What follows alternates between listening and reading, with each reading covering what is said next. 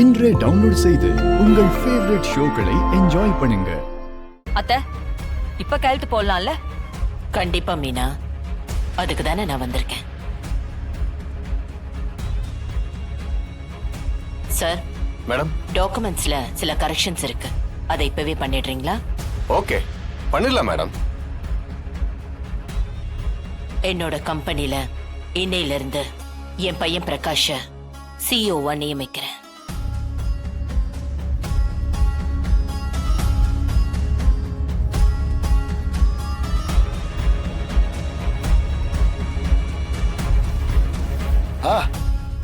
Super அத்தை. மச்சான், இப்படி ஒரு பொறுப்புல உங்களை பாக்குறதுக்கு எனக்கு எவ்வளவு சந்தோஷமா இருக்கு தெரியுமா? பாருங்க மச்சான், நீங்க என்னதான் திட்டுனாலும் என் தங்கச்சியால தான் உங்களுக்கு இவ்வளவு பெரிய பதவியே கிடைச்சிருக்கு.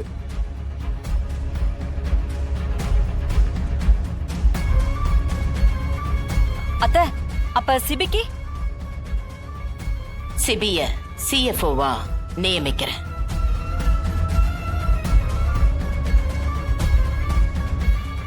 இனி என் பிசினஸ பிரகாஷும் சிபியும் முழுசா ஏத்துக்கிட்டு நடத்துவாங்க.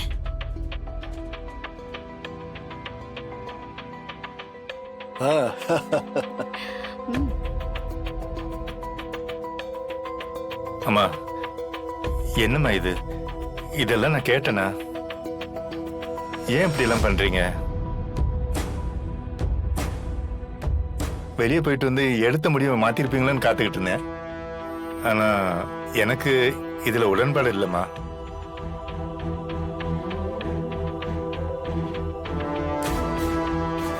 அவ்வளவுதானா மேடம்? இருக்கு வக்கீல் சார், இன்னும் முக்கியமான பொறுப்பு ஒண்ணு இருக்கு. இன்னும் என்ன பொறுப்புத்த?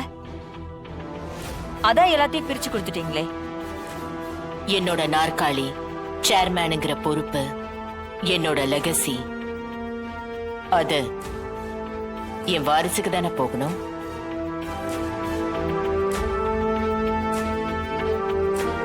அது யாரு? இனி என்னோட வாரிசா நான் தமிழ நியமிக்கிறேன்.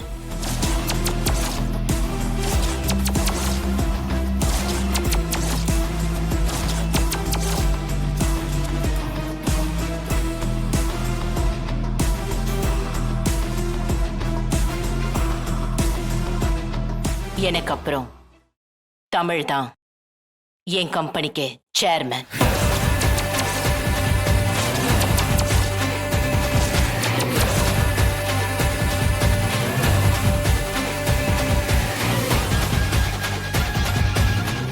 அவதான் என்னோட உரிமையான வாரிசு.